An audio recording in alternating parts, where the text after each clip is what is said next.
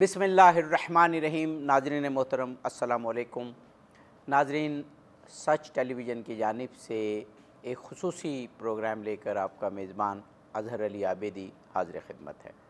नाज़रीन, सच टेलीविज़न आप जानते हैं कि हमेशा अहम अय्याम पर ऐसे प्रोग्राम लेकर आता है जो हमारे मशाहिर से मुताल्लिक़ होते हैं, हमारे रहनुमाओं से मुताल्लिक़ होते हैं, और फिर ख़ास तौर पर जब इस्लामी तारीख़, इस्लामी अक़ायद और इस्लामी शख्सियात के हवाले से प्रोग्राम हो तो सच टीवी ख़ास एहतमाम करता है।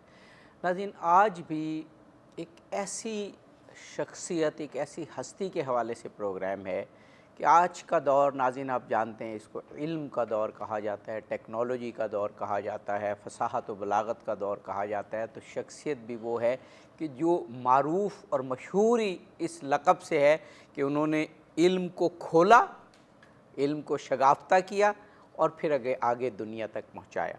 हमारी मुराद फ़र्ज़ंद रसूल हज़रत इमाम मोहम्मद बाक़िर अलैहिस्सलातु वस्सलाम से है। नाज़रीन, इमाम हसन और हुसैन अलैहिमुस्सलाम हो, इमाम ज़ैनुल आबिदीन अलैहिस्सलाम हो, इमाम बाक़िर अलैहिस्सलाम, इमाम जाफ़र सादिक़, और ये सारा सिलसिला आगे तारीख़ में हमेशा इन्हें फ़र्ज़ंदान रसूल के नाम से याद रखा, क्योंकि आपके इल्मी और रूहानी वारिस यही लोग थे। हज़रत इमाम बाक़िर अलैहिस्सलाम की शख्सियत तारीख़ में कितनी अहम है, तारीख़ इस्लाम में कितनी अहम है, और हमारे आज के मुआशरे के लिए आपकी सीरत को समझना कितना ज़रूरी है, ये जानेंगे। हमारे अहद की बेहतरीन शख्सियात इस वक्त हमारे साथ मौजूद हैं। जनाब मौलाना आगा मोहम्मद अमीन शहीदी साहब, चंदा तारुफ़ की ज़रूरत नहीं हो, इल्म हो, ख़िताबत हो, उलूम दीनिया आगे पहुँचाने की बात हो, मुआशरे में इस्लाह की बात हो, आप हमेशा सफ़े अव्वल में रहे हैं। हमारे साथ एक और शख्सियत मौजूद है, जनाब मौलाना मीर इश्तियाक़ अहमद साहब। आप भी बड़ी गहराई से उलूम दीनिया को पढ़ते हैं, समझते हैं, बड़े सादा अंदाज़ में आगे पेश करते हैं। जनाब मौलाना अमीन शहीदी साहब के बुलाए जनाब मौलाना मीर इश्तियाक़ अहमद साहब, बेहद आपका शुक्रिया अदा करता हूँ, और सच टीवी भी हमेशा हमेशा आप शख्सियात का शुक्रगुज़ार है। आगा साहब, मैंने अपने इब्तदाई कलाम में जो बातें की उसमें बुनियादी बात यही है, कहते हैं कि ये इल्म का दौर है, टेक्नोलॉजी का दौर है, वुसअत का दौर है। इमाम बाक़िर अलैहिस्सलाम का तारुफ़ इल्म के ज़रिए है, फरमाइए। बिस्मिल्लाहिर्रहमानिर्रहीम व बिही नस्तईन। देखिए, अइम्मे अहलुल बैत अलैहिमुस्सलातु वस्सलाम का ताल्लुक़ और उनका जो खुसूसी इम्तियाज़ रहा वो यही है कि नबी करीम के तमाम तर उलूम और कमालात के वारिस ये हस्तियाँ हैं। बेशक। और इस एतबार से चूँकि ये नस्ल रिसालत में से हैं और मुंतखब शख्सियात हैं, और आज जिस शख्सियत का तज़किरा हो रहा है इमाम मुहम्मद अलैहिस्सलातु वस्सलाम, तो उनको बाक़िर कहने की वजह आपने इशारा जैसे किया कि इल्म को उसकी गहराइयों में जाकर खोल कर बयान करके लोगों तक उस इल्म को अपने तमाम माना के साथ पहुँचाने का जो सहरा है वो इमाम मोहम्मद बाक़िर अलैहिस्सलातु वस्सलाम का है। चूँकि अइम्मा के वाले से, जैसे मैंने अर्ज़ किया, वो जो हदीस शिया और सुन्नी दोनों में मौजूद है कि अना मदीनतुल इल्म व अलीयुन बाबुहा, तो ये जो कायनात है, ये जो आलम हस्ती है, ये कफ़े दस्त की तरह है, हाथ की हथेली की तरह से। किसके लिए? नबी करीम के लिए। नबी करीम से कोई चीज़ पोशीदा नहीं है, इसी को हम इल्म नबी कहते हैं। ये जो इल्म नबी है, ये कुछ वो है जो नबी ने बयान किया है, वो सहाबा तक पहुँचा है, कुछ वो है जो बयान नहीं किया लेकिन इल्म है, महफूज है, सीने नबी में है, रूह नबी में है। वो जो इल्म नबी के अंदर है, रिसालत में आपके अंदर है, वो अब सहाबा तक अगर मुंतकिल होगा तो वो कुछ ज़बान के ज़रिए से होगा, जिनको हम अहादीस कहते हैं, कुछ उन मारिफतों की सूरत में जो आपके अपने सीने में मौजूद है, जो आपके सीने में मौजूद है, उसका अगर कोई वारिस है तो उस वारिस का नाम अली इब्न अबी तालिब है। और जब आप उसी विरासत को आगे देखते हैं तो हम खुद अइम्मा अलैहिमुस्सलातु वस्सलाम की ज़ियारात में ये पढ़ते हैं कि ये अइम्मा वारिसे अनबिया हैं। واہ حضرت آدم کے وارث، حضرت نوح کے وارث، حضرت عیسیٰ کے وارث، حضرت موسیٰ کے وارث، حضرت ابراہیم کے وارث، اور آخر کار حضرت محمد مصطفیٰ صلی اللہ علیہ وآلہ وسلم کے وارث کس چیز میں وارث ہیں؟ علم میں، حلم میں، معرفت میں، شناخت خدا میں، اس عالم اور کائنات کی شناخت میں۔ تو اس اعتبار سے یہ جو وراثت علم ہے سینہ بسینہ، جس کو ہم علم لدنی کہتے ہیں، یہ منتقل ہوا ہے ائمہ کی طرف یک بعد از دیگر ہے۔ جبکہ آپ اگر خود ائمہ کی اولادوں میں دیکھیں، سب کو ہم برابر نہیں سمجھتے۔ امام باقر علیہ السلام کے اور بھی بھائی ہیں، لیکن وہ وارث علم نبوی نہیں ہیں۔ امام صادق علیہ السلام کے اور بھی بھائی ہیں، لیکن ان کو ہم وارث علم ائمہ یا علم نبی نہیں کہتے۔ اسی طرح سے امام حسن اور امام حسین کے علاوہ بھی امیر المؤمنین کی اولادیں ہیں، ان کو ہم وارث علم نبی نہیں کہتے۔ ہاں وہ اپنے اپنے ظرف کے مطابق کچھ نہ کچھ ان کے پاس ہے، لیکن جو وراثت ہے وہ اس سلسلے کے اندر ہے، اور اس سلسلے کی پانچویں کڑی امام محمد باقر علیہ السلام ہے۔ سبحان اللہ۔ اب آپ نے جہاں سے ختم کیا، میرا سوال اتفاق سے ذہن میں یہی تھا۔ جناب مولانا میر اشتیاق احمد صاحب، دیکھیے دنیا علم کی ہے، اس میں کوئی شک نہیں، ٹیکنالوجی کی ہے، آدمی آسائشیں چاہتا ہے علم کے ذریعے، ٹیکنالوجی کے ذریعے، لیکن دل نہیں بھرتا۔ دل بھرتا ہے، دل مطمئن ہوتا ہے روحانیت سے۔ سکون جب قلب میں ہو تو پھر انسان، ایسی نشانیاں جب ہم دیکھتے ہیں ان روحانی شخصیات میں، تو پھر معلوم ہوتا ہے کہ ان شخصیات کی طرف جائیں گے تو سکون حاصل ہوگا، ورنہ دنیا میں سکون نہیں۔ میری مراد ہے کہ آپ دیکھیے کہ ابھی 50 سال بعد کی بات ہے، لیکن رسول پاک حضرت جابر کو فرما رہے ہیں، امام حسین علیہ السلام آپ کے زانوں پر ہیں یا قریب موجود ہیں، کہتے ہیں کہ اس حسین کے اولاد سے ایک بیٹا ہوگا جس کا نام وہی ہوگا جو میرا نام ہے محمد، اور جس طرح میں نے کیا وہ علوم کو شگافتہ کرے گا اور آگے تک پہنچائے گا۔ اے جابر، جب ان محمد سے ملنا تو میرا سلام کہنا۔ ابھی یہ واقعہ ہونا ہے، ابھی تو خود امام زین العابدین علیہ السلام بھی پیدا نہیں ہوئے، اور چہ جائے کہ پھر آگے ان کی اولاد۔ یہ تاریخ میں محفوظ ہے یہ سلام، جیسے اور بھی کئی سلام، مجھے پھر حضرت خدیجہ سلام اللہ علیہا وہ سلام اللہ کا یاد آ رہا ہے، تو یہ سلام محفوظ ہے تاریخ میں۔ یہ ہمیں وہ سکون دیتا ہے کہ ہم امام باقر علیہ السلام ایسی شخصیت کو یاد کریں، ان کے ذریعے روحانیت حاصل کریں، سکون قلب حاصل کریں۔ حافظ صاحب شکریہ آپ کا۔ آپ نے ہمہ جہتی سی ایک بات چھوڑ دی ہے، اس میں پہلی چیز تو یہ ہے کہ یہ سلام والا واقعہ خود اتنی روحانی تسکین پہنچانے والا ہے۔ جب حضرت امام محمد باقر کی ملاقات ہوتی ہے حضرت جابر بن، اور دیکھیے رسول اللہ کو پتہ ہے کہ میرے یہ صحابی ہوں گے جو اس وقت جابر بن تک، عبداللہ انصاری سے جب ملاقات ہوتی ہے تو اس وقت ان کی بینائی چلی گئی، مطلب وہ نابینا ہو چکے تھے۔ تو انہوں نے پوچھا آپ کون ہے، سلام کیا حضرت امام محمد باقر علیہ السلام نے، تو انہوں نے بتایا اپنا نام کہ میں محمد بن علی بن حسین۔ تو آپ نے فرمایا آپ قریب تشریف لائیے، قریب کر کے ان کا ہاتھ چوما، کہتے ہیں پاؤں چومنے لگے تو میں نے ان کو روک لیا۔ انہوں نے فرمایا کہ آپ وہ ہستی ہیں خاندان رسول کی، کہ نبی علیہ السلام نے مجھے فرمایا تھا کہ جابر تو مجھے امید ہے کہ تو لمبی عمر پائے گا، اور تیری ملاقات میرے خاندان کے ایک ایسے فرد سے ہوگی جو جس طرح آپ نے کہا کہ جو علوم اور معارف کو اس طریقے سے واشگاف کر دے گا اور ان کی تہہ تک پہنچے گا، اسے میرا سلام کہے۔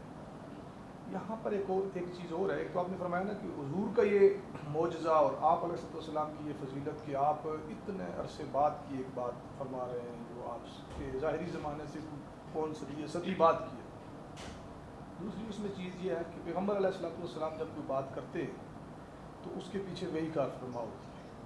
یہ ایک عمومی ہمارا نظریہ اور عقیدہ ہے، قرآن مقدس سے بھی اس کی دلیل، اس کے اوپر کلام لوگ جو کرتے ہیں کہ شریعت اور دیگر، ہم تو سمجھتے ہیں کہ نبی سے شریعت کے بغیر کوئی اور چیز صادر نہیں ہوتی، جو بھی فرماتے ہیں وہ شریعت۔ بالکل صحیح، بالکل صحیح۔ تبھی تو ہم بعثت کے اعلان سے قبل اور بعد کی تقسیم کو اس طریقے سے نہیں مانتے۔ یہ ایک بنیادی سا فرق ہے سبحان اللہ، واہ واہ، گروہوں میں۔ واہ واہ، بہت۔ بہرحال نبی علیہ السلام نے جب یہ سلام بھیجا تو اسلام کے پیچھے مشیت عزتی بھی تھی، اللہ تعالیٰ کا گویا اللہ کی خواہش یا رضا یا اللہ تعالیٰ کی خوشنودی بھی اس میں شامل ہے، حکم بھی شامل ہے، اور سلام بھیج کر شخصیت بھی متعین فرما دی، اور اپنا اس کے ساتھ کنیکشن اور نسبت اور کیا یعنی فیض میں یکسانیت کیا ہے، میں نے کہ جو کام کس طرح سے کیا، یہ کام دوبارہ سے کرنا. بہت خوبصورت نقطہ بیان اسی چیز کو شاید سامنے رکھ کے بہت سارے لوگوں نے یہ قول بھی کیا ہے کہ امام جعفر الصادق امام حسین کی پوری اولاد میں علم و فضل میں سب سے بڑھ کر ہے. تو امام حسین علیہ السلام کی اولاد میں تو ان کے والد محترم جناب امام زین العابدین بھی ہیں. وہ علی الاطلاق بعض کا یہ قول ملتا ہے آپ کو کہ وہ فرماتے ہیں کہ امام حسین کی اولاد میں علم و فضل میں کوئی آپ کا ہم پلہ نہیں ہے. علامہ بھی فرماتے ہیں کہ بھائی آپ نے جس طریقے سے علوم کو چیرا. ہم ایک وقفہ لینا ہے، وقفے کے بعد یہیں سے جاری کریں گے بات کو. ناظرین، امام باقر علیہ الصلوۃ والسلام کی زندگی پر پروگرام ہے، آپ کی شہادت کی شب ہے، آپ کی عظیم سیرت پر گفتگو جاری رہے گی ہمارے ساتھ. ناظرین، پروگرام میں ایک مرتبہ پھر حاضر خدمت ہیں حضرت امام محمد باقر علیہ الصلوۃ والسلام. اگر ائمہ کی کڑی کے حساب سے دیکھا جائے تو 5ویں امام، اور ان تمام ائمہ کو فرزندان رسول کہا گیا. امام باقر علیہ الصلوۃ والسلام ایسی عظیم ہستی پر پروگرام جناب آغا محمد امین شہیدی صاحب قبلہ اور جناب مولانا میر اشتیاق احمد صاحب قبلہ ہمارے ساتھ موجود ہیں. آپ کی علمی شخصیت پر اور رسول پاک نے جو سلام آپ کو بھجوایا تھا اس پر گفتگو وقفے سے قبل جناب مولانا میر اشتیاق احمد صاحب فرما رہے تھے. جی آفدی صاحب، میں علامہ زابی کا ایک قول آپ کو عرض کر رہا تھا اس وقت وقفے سے قبل، کہ وہ فرماتے ہیں کہ آپ کا علم و فضل اور آپ کا جو یعنی تبحر علمی ہے اس کا مقام اور اس کا عالم یہ تھا کہ آپ نے علوم کو پھاڑ کر اور ان کی تہوں میں جا کر وہ حقائق اور اسرار نکال کے لائے کہ جس کی مثال کہیں اور آپ کے خاندان میں حسنین کریمین کے بعد کہیں نہیں ملتی ہے. اور یہی چیز صفائے مورکہ میں بھی اسی طرح سے لکھا ہے کہ آپ کے مرتبے اور مقام اور آپ کے تبحر علمی کے سامنے زبانیں گونگ ہیں. ان کو اس درک تک پہنچنا، معرفت تک پہنچنا تو دور کی بات ہے، اس کا بیان کرنے سے بھی لوگ قاصر ہیں. اور پھر میں نے اس کے ساتھ یہ چیز میں نے آپ سے عرض کیا تھا کہ آپ ہمہ جہتی سی آپ نے بات کر دی ہے کہ نبی علیہ الصلوۃ والسلام کا یہ سلام بھیجا جانا یا سلام عنایت فرمانا تحفہ سلام کا، یہ صرف تحفہ ہی نہیں تھا کہ جو سینہ در سینہ یا شخصیت در شخصیت منتقل ہوتا ہوا آپ تک پہنچ جائے. اس طرح تو آپ نے اپنی امت کو بھی سلام بھیجا ہے، تو پھر خصوصیت کیا ہو گئی؟ جی، تو وہ جو سلام یا مبارکباد امت کے لیے ہے وہ تو عمومی بات ہے. آپ کے لیے جو سلام بھیجا ہے اور اس شخصیت کے حوالے کیا ہے جس کی ملاقات ہونی تھی آپ سے. میں اس کے ساتھ یہ بھی چیز جوڑنا چاہ رہا تھا کہ جناب حضرت ام المؤمنین سیدہ ام سلمہ رضی اللہ عنہا کو آپ نے حضرت امام حسین کی اور کربلا کی شہادت اور واقعات کے بارے میں اکثر حقائق آپ سے مروی ہیں، اور نبی علیہ السلام یہ جانتے تھے. اور آپ نے وہ شیشی وہ مٹی بھی تربت وہ مٹی کی شیشی بھی ان کو دی جو اسی اپنی زوجہ محترمہ کو دی جو وقوع کربلا کے وقت تک اس دنیا میں ظاہری طور پر اپنی باقاعدہ حیات ہونا تھا جنہوں نے. تو یہ ایک پلاننگ ہے، یہ کوئی حادثاتی بات یا یہ کوئی اتفاق محض نہیں ہے، بلکہ اللہ تبارک و تعالیٰ کی مشیت اور نبی علیہ الصلوۃ والسلام کا علم اور آپ کا جو تصرف ہے اس سے یہ ظاہر ہو رہا ہے کہ آپ کہاں تک دیکھ رہے ہیں اور کس کو کس حال میں. اور آپ نے اس شخص کو سلام سپرد اس کے کیا ہے جس کی ملاقات ہونی ہے، اور وہ سلام اٹھانے والا حامل سلام بھی اس فہم اور اس ادراک کا حامل ہے کہ وہ بوڑھا صحابی ہو کر، یہاں ایک میں بات زور دے کے کہہ رہا ہوں نا، وہ صحابی ہو کر ہمارے اور جو اس وقت اتنے بزرگ ہو کر ہمارے پاس جو ہمارے ہاں جو بحث جن الفاظ اور جن تراکیب اور جن کلمات کے اوپر چلتی ہے نا، ان تراکیب کو سامنے رکھ کے کہہ رہا ہوں کہ وہ ایک صحابی ہو کر غیر صحابی کے قدم چوم رہا ہے. یہ ایک لمحہ فکریہ ہے، ٹھیک ہے، ایسے شخص کے قدم چوم رہا ہے جس کو ہماری کتابوں میں تابع لکھا ہے نا، زیادہ زیادہ یہی لکھا ہے. باقی چیزیں امامت، ان کا تعلق، نسبت کو ایک طرف بھی رکھ دیں تو یہاں سے سمجھ آتی ہے کہ جابر بن عبداللہ انصاری کیا بتانا چاہتے ہیں کہ رسول معظم کی اولاد کا منصب اور مقام کیا ہے، اور ہم لوگ ان کو کس حد اور کس سطح پہ رکھتے ہیں. ٹھیک ہے، ان کے ہاتھ چومنے کے بعد پاؤں چومنے کی کوشش کرتے ہیں اور کہتے ہیں نبی علیہ السلام نے آپ کو سلام دیا. میں نے جیسے کہا کہ تاریخ انہیں فرزند رسول کے نام سے یاد رکھتی ہے. جناب مولانا آغا امین شہیدی صاحب قبلہ، جب بھی امام باقر علیہ السلام کی بات ہوتی ہے اور امام جعفر صادق علیہ السلام کی، یہ دو ائمہ کی خاص طور پہ، تو ہم یہ دیکھتے ہیں کہ جیسے ہمارے اس پروگرام کا بھی جو عنوان ہے وہ ہے حضرت امام باقر علیہ السلام کی سیرت، فضائل اور آپ کے علمی کمالات. میں سوال میرا یہ تھا کہ امام باقر علیہ السلام، امام جعفر صادق علیہ السلام، ان دونوں شخصیات کی جب بات ہوتی ہے تو ہم علم کی بات کرتے ہیں، ان کے علمی کمالات کی، جو کہ ہم کریں گے، ہمارے پروگرام میں وقت ہے. لیکن ایک چیز جو ہم بیان نہیں کرتے، میں چاہتا ہوں وہ بھی آپ ضرور بیان کریں، کہ جو ان کی ہستی کے اوصاف تھے علم کے علاوہ، وہ تو بات ہو رہی ہے اور ابھی بھی ہوگی، آپ کا حلم، آپ کی سخاوت، آپ کا معاف کر دینا، آپ کا غلاموں کو آزاد کرنا، آپ کا غلاموں کے ساتھ بیٹھ کے نشست کرنا، آپ کی عبادت، وہ بہت کم بیان ہوتی ہے. لیکن میں جو سیرت میں پڑھتا ہوں، امام باقر علیہ السلام کو تاریخ میں ایگزامپلری شخصیت لکھا ہے ان تمام اوصاف میں. اتنے مشکل حالات میں جب جو حکمران وقت ہے اور بہت سارے جو ان کے قبائل ہیں اور ان کے ساتھی ہیں، وہ انتہائی ظلم و ستم کر رہے ہیں، اس کے مقابلے میں رسول اللہ کا ان اخلاق میں بھی وارث ہونا. دیکھیے، ہم نے میرا خیال ہے ائمہ اہل البیت علیہ السلام کی معرفت کے حوالے سے من حیث مسلمان کوتاہیاں بہت زیادہ کی ہیں. اس کی برگشت ان کوتاہیوں کی طرف ہے. ہم جب امام باقر علیہ السلام کی بات کرتے ہیں تو ان کو مثلاً اس زمانے کے، اس عصر کے بعض علماء کے مقابلے میں تولنے کی اور ناپنے کی کوشش کرتے ہیں. یہ خود سراسر زیادتی ہے. یہ بالکل صحیح. چونکہ ائمہ اہل البیت کی یہ جو کڑی ہے، جن کو ہم ائمہ اثنا عشر کہتے ہیں اور جس پر تمام عالم اسلام کا اتفاق ہے، یہ جو سلسلہ ہے اپنی خصوصیت کے اعتبار سے بے نظیر ہے. بالکل صحیح. چونکہ خصوصیت کے اعتبار سے بے نظیر ہے اور یہ خصوصیت اللہ نے رسول کی زبانی امت تک پہنچائی ہے اور کہلوائی ہے. جی جی. ہم جب یہ کہتے ہیں کہ رسول کریم نے فرمایا، مسلم کی روایت کے مطابق بھی اور ہمارے ہاں اہل تشیع کی روایات میں بھی کثرت سے موجود ہے کہ رسول کریم نے فرمایا کہ انی تارک فیکم الثقلین کتاب اللہ و عطرتی، میں تمہارے درمیان دو بھاری چیزیں چھوڑ کے جا رہا ہوں، ایک کتاب اور ایک عطرت. اور عطرت کیا ہے؟ اہل بیتی، میری اہل البیت. یہ دونوں ہمیشہ ساتھ ہیں. یہ خود رسول پاک کی زبانی ہم تک بات پہنچی ہے نا، یہ دونوں ہمیشہ ساتھ ہیں. لن یفترقا. اچھا، اس کا مطلب یہ ہے کہ ان دونوں کے درمیان جدائی نہیں ہے. بالکل صحیح. قرآن اور اہل البیت ایک صفحے کے دو رخ ہیں، ایک حقیقت کے دو نام ہیں. قرآن کو سمجھنا ہے تو اہل البیت کو سمجھو، اہل البیت کو سمجھنا ہے تو قرآن کو سمجھو.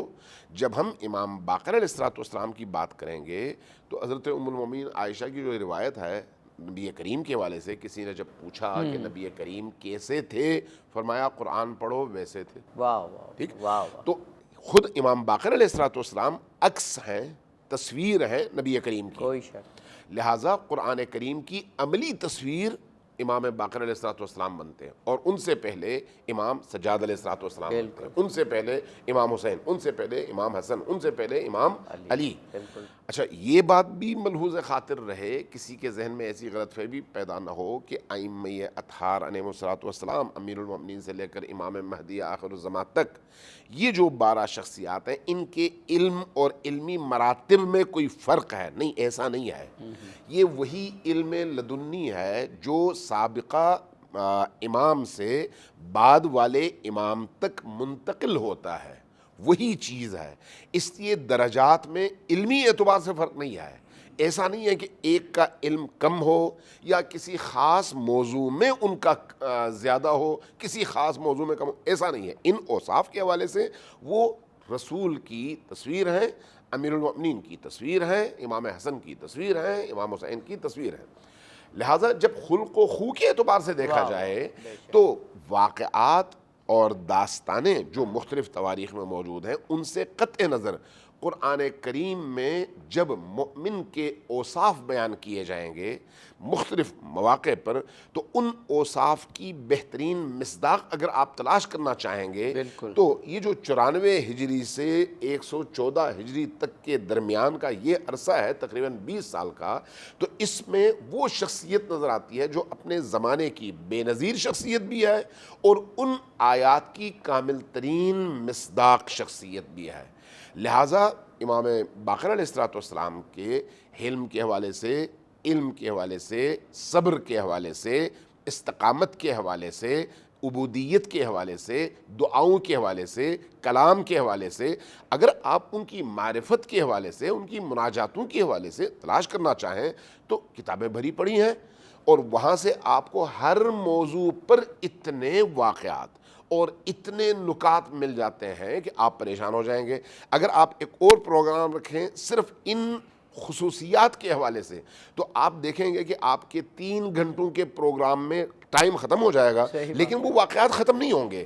اس لیے اصل چیز یہ ہے کہ ان کو قرآن کے آئینے میں دیکھا جائے۔ اگر قرآن کے آئینے میں دیکھیں گے تو ان کا ہر عمل، ہر ان کی سیرت قرآن کی ان آیات کی عملی تفسیر نظر آئے گی، اور ان کے آئینے میں قرآن کو دیکھیں، چونکہ قرآن کو بھی ان کے بغیر سمجھنا آسان نہیں ہے اور ممکن بھی نہیں ہے۔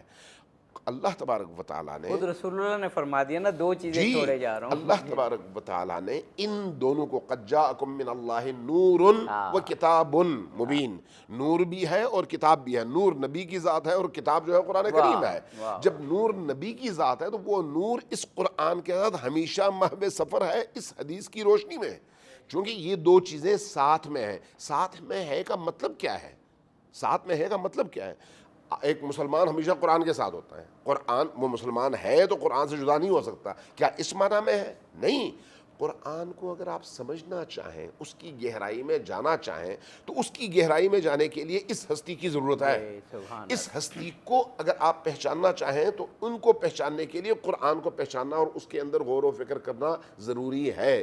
لہٰذا اگر آپ قرآن کریم کی اخلاقی مباحث کو دیکھیں، سیرت کے مباحث کو دیکھیں، ہر مبحث اور ہر موضوع میں آپ امام باقر علیہ السلام کو ان آیات کی کامل ترین مصداق کی صورت میں پائیں گے۔ سبحان اللہ، سبحان اللہ۔ جناب مولانا میر اشتیاق احمد صاحب، امام باقر علیہ السلام کی شخصیت جو آپ نے خود بھی ایک لفظ استعمال کیا تھا کہ ہمہ جہت ہے، امام باقر علیہ السلام کے بعد کا جو دور ہے، آپ کی فکر کی، آپ کے علم کی، اور جو آپ نے معاشرے میں جبر کے خلاف بھی اور جہالت کے خلاف بھی، کیونکہ جبر بھی اندھیرا ہے اور جہالت بھی اندھیرا ہے، جس طرح سے آپ نے معاشرے کی رہنمائی کی، بعد والی صدیاں ہمیشہ امام باقر علیہ السلام کے اثر میں رہیں بہت حد تک۔ دیکھیں، جیسے ابھی شہید صاحب بات کر رہے تھے، پہلی چیز تو یہ ہے کہ یہ کوئی کسبی چیزیں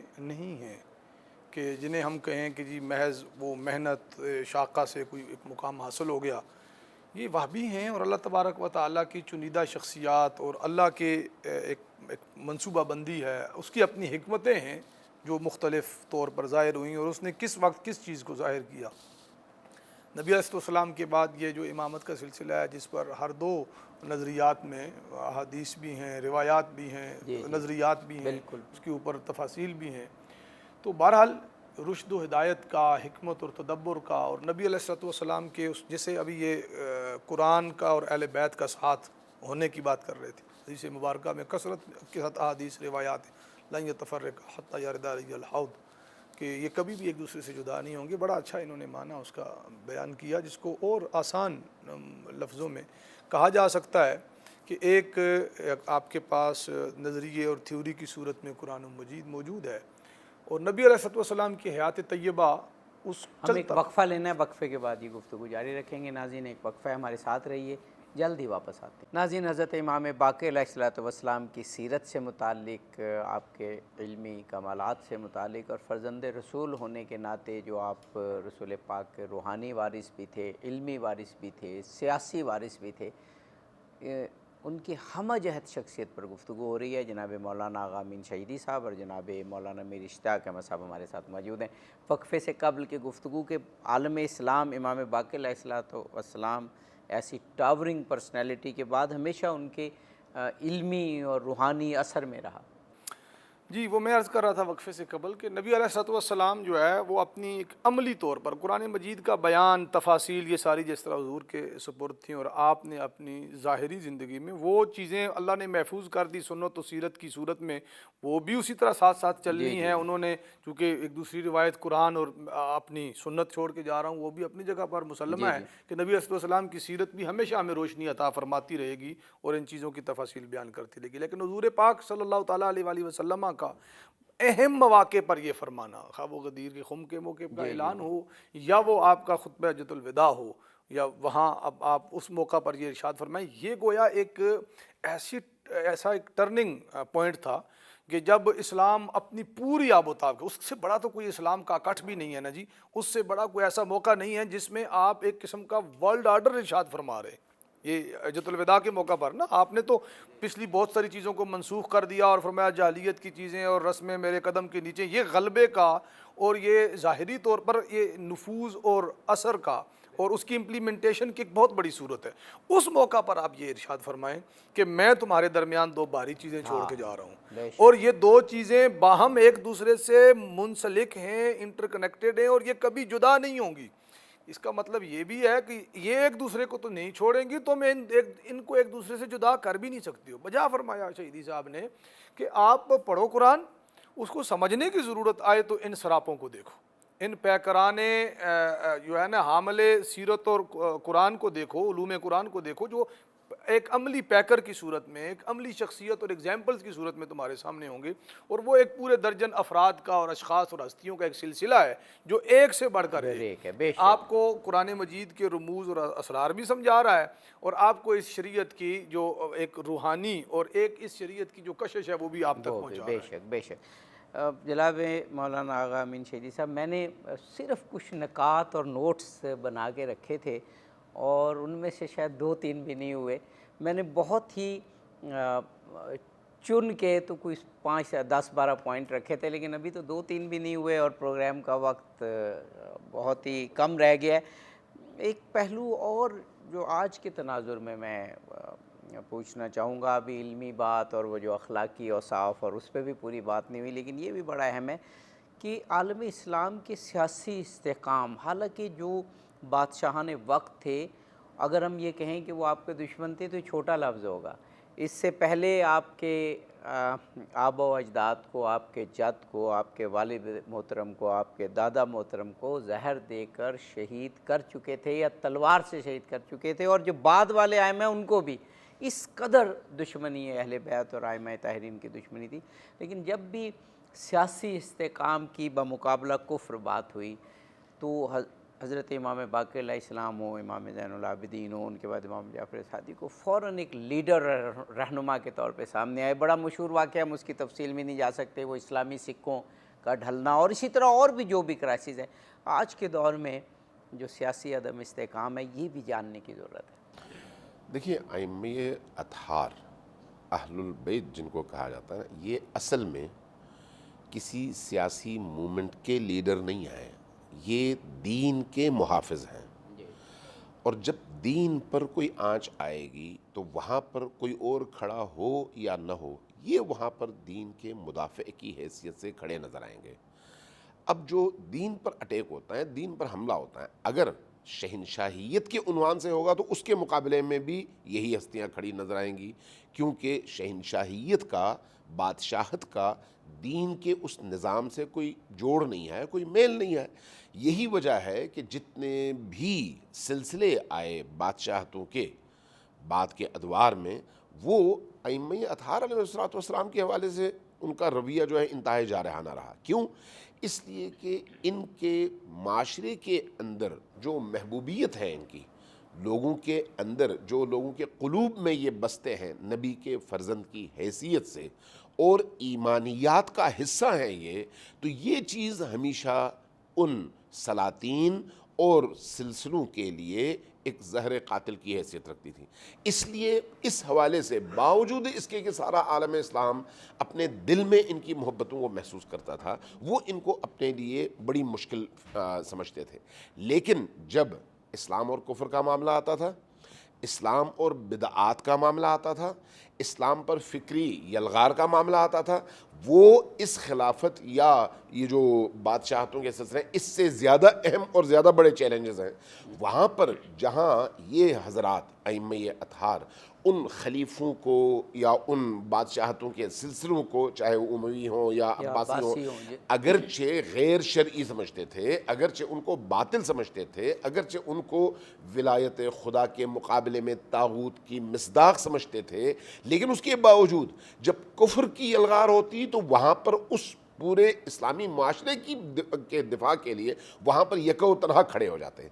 اب اس حوالے سے آپ دیکھیں کہ امویوں کے دور میں امام باقر علیہ السلام کا دور شروع ہوا ہے تقریباً کوئی 95 ہجری، امام زین العابدین کی شہادت کے بعد۔ اب یہ جو دور ہے اس میں اگر آپ دیکھیں علمی حوالے سے اسلامی معاشرے کے اندر امویوں نے ایک ایسی فضا بنا دی تھی کہ اتنے لوگ آئے اسلام کے اندر داخل ہو کر کہ اسلام کے لبادے میں انہوں نے اسلام کی روح کو مزمحل کرنا شروع کر دیا۔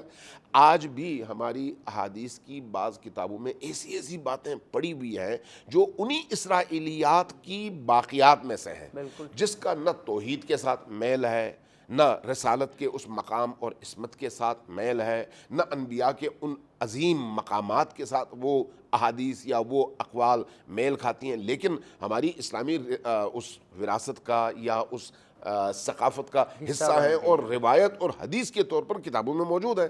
جب کوئی شخص آئے گا نبی کو ظالم ثابت کرے گا اور وہ بھی کسی حدیث کے ذریعے سے، تو اس کا مقابلہ کون کر سکتا ہے؟ وہ جو اس شریعت کی روح سے آشنا ہے۔ لہٰذا ایسے موقع پر پھر ائمہ کھڑے ہوئے اور خصوصاً امام باقر علیہ السلام کھڑے ہوئے، جہاں پر انبیاء کی عصمت پر اس طرح کی چیزوں کے ذریعے سے حملہ کیا گیا، اسرائیلیات کو دین کے نام پر پیش کیا گیا، دین اسلام کے نام پر، وہاں پر یہی ائمہ تھے اور خصوصاً امام باقر علیہ السلام تھے، امام صادق علیہ السلام تھے، جنہوں نے اٹھ کر اس یلغار کے مقابلے میں کھڑے ہو کر اس کا دفاع کیا۔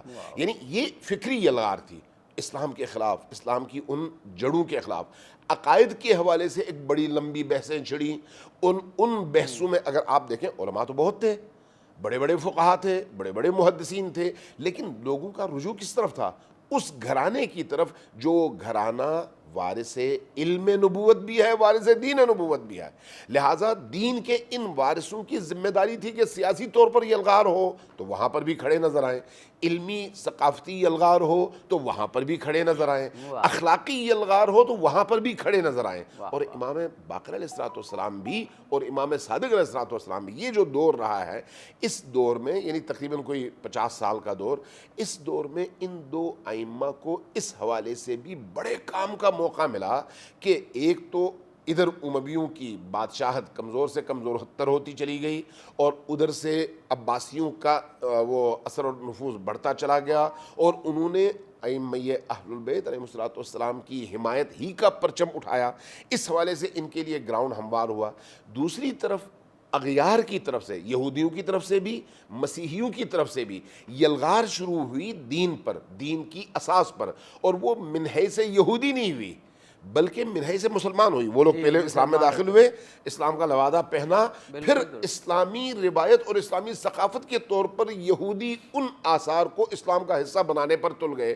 اس کے مقابلے میں بھی اگر آپ دیکھتے ہیں تو ان تمام اس اثر کے علماء کے مقابلے میں اگر کوئی کھڑا رہا تو یا وہ امام محمد باقر علیہ السلام ہے یا امام صادق علیہ السلام۔ بے شک بے شک۔ جناب مولانا میر اشتیاق احمد صاحب، ابھی جو بات ہو رہی ہے، ہم مسلمان فکری طور پر بڑے فخر سے یہ کہتے ہیں اور بڑا مضبوط ہو کر کہ دیکھیں اسلام میں مختلف مکاتب ہیں لیکن بنیادیں 95% ایک ہی ہیں۔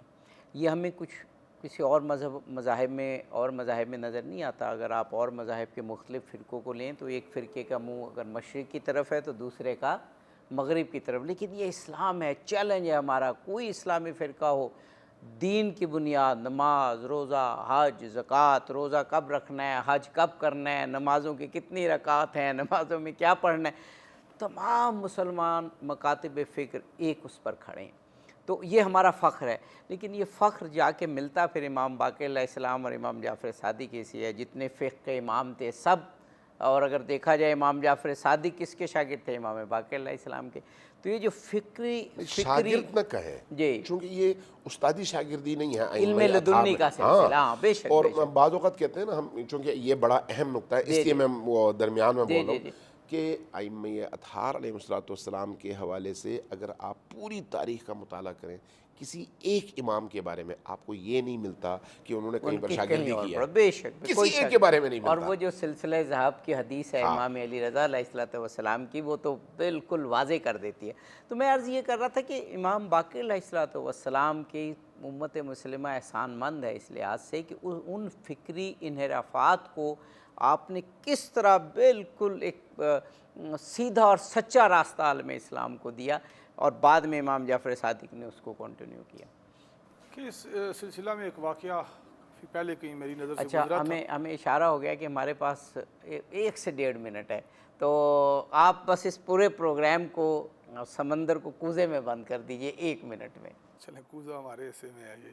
تو جناب وہ حضرت امام اعظم ابو حنیفہ کی ایک مرتبہ ملاقات ہوئی آپ سے مدینہ طیبہ، وہ جب حاضر ہوئے تو حضرت امام باقر علیہ السلام سے؟ جی، یہ کہیں بہت پہلے میری لگتا ہے میرے مطالعے میں یہ بات آئی تھی۔ ہوئی ہوگی کیونکہ وہ انہوں نے پوچھا، ہم نے سنا ہے کہ آپ ہمارے نانا کے روایات اور احادیث کے مقابلے میں عقل کو اور اپنے جو ہے نا وہ قیاس کو پیش کرتے ہو۔ تو آپ نے عرض کیا نہیں، ایسا نہیں ہے فرزند رسول، اگر ایسا ہوتا تو میں وہ ہمارے ہاں جو مسئلہ ہے اس کا، وہ فرمایا کہ میں عورت کی مخصوص ایام میں رہ جانے والی نمازوں کو کی معافی کی بات ہے اور روزوں کی قضا ہے، تو حالانکہ روزے تو سال میں 1 مرتبہ ہوتے ہیں، تو عقل تو یہ کہتی ہے کہ نمازوں کی قضا ہونی چاہیے، یہ روزانہ کا معمول، اور یہ زیادہ اس سے اولا جو ہے وہ فرض ہے اور اس سے پہلے ہے اس نسبت سے۔ یعنی تو انہوں میں نے وضاحت اجماع پیش کی کی۔ بات نہیں کہ نہیں، دیکھیں اگر کسی جگہ کوئی شک و شبہ بھی ہے کہ ہم تعلیمات نبوی اور تعلیمات اسلام میں کسی قسم کا کچھ حکم ہے، وہ وقت کا ایک بہت بڑا شخص، بہت بڑا علمی وجاہت اور بڑا منصب رکھنے والا ہی کیوں نہیں ہے، تو اس کو بھی آپ کٹہرے میں کھڑا کر دیتے ہیں۔ ایک تو یہ آپ کیا پہرے داری ہے شریعت کے اوپر، جو کسی بھی امام یا کسی بھی اللہ کے مقرر کردہ شخصیت کے لیے ضروری ہے اور اس کے بنیادی فرض منصبی میں۔ اچھا، ہمارا وقت ختم ہو گیا۔ مجھے معلوم ہے آپ دونوں شخصیات نے بھی بہت کچھ کہنا ہے، اور خود میں نے جتنے نکات لکھے تھے اس میں 3 یا 4 نقطوں پر بات ہو سکی۔ بہت شکر گزار ہوں جناب آغا امین شہیدی صاحب قبلہ آپ کا، جناب مولانا میر اشتیاق احمد صاحب قبلہ آپ کا، کہ امام باقر علیہ السلام کی شخصیت پر بہت ہی روحانی کیف والی گفتگو آپ نے کی۔ ناظرین، امام باقر علیہ السلام کی شخصیت پر گفتگو تھی، علم ہو، اخلاق ہو، آپ اس دور میں آپ کا ایک معاشرتی اور سیاسی کردار ہو، کمال کی شخصیت تھے۔ اور اگر سائنس اور ٹیکنالوجی کی ایون بات ہو تو امام جعفر صادق علیہ السلام، جنہوں نے آپ ہی سے علم حاصل کیا اور پھر آگے علم کلام، علم عرفان، سائنس اور ٹیکنالوجی کا علم، اور نہ جانے جو بھی علم نکلتے تھے، امام باقر اس کا سوتا یا سرچشمہ ٹھہرتے ہیں۔ اتنی عظیم شخصیت پر ایک پروگرام ظاہر ہے کافی نہیں ہے، انشاءاللہ پھر ایام آئیں گے تو حضرت امام باقر علیہ السلام پر ضرور پروگرام کریں گے۔ لیکن آپ کو، آپ ناظرین کو ایک کھلی دعوت ہے، کتابیں بھری پڑی ہیں، سیرت کی کتابیں موجود ہیں امام باقر علیہ السلام کی، اگر ہم معرفت حاصل کر لیں تو آج عالم اسلام وہاں نہ ہو جہاں ہم ہیں۔ سائنس ہو، ٹیکنالوجی ہو، علم ہو، آگے بڑھنے کی لگن ہو، معاشرے میں ترقی یافتہ ہونے کا شوق اور ذوق ہو، سب کچھ ہمیں یہاں سے ملے گا، کیونکہ آپ فرزند رسول ہیں۔ اظہر علی عابدی کو اجازت دیجیے، فی امان اللہ۔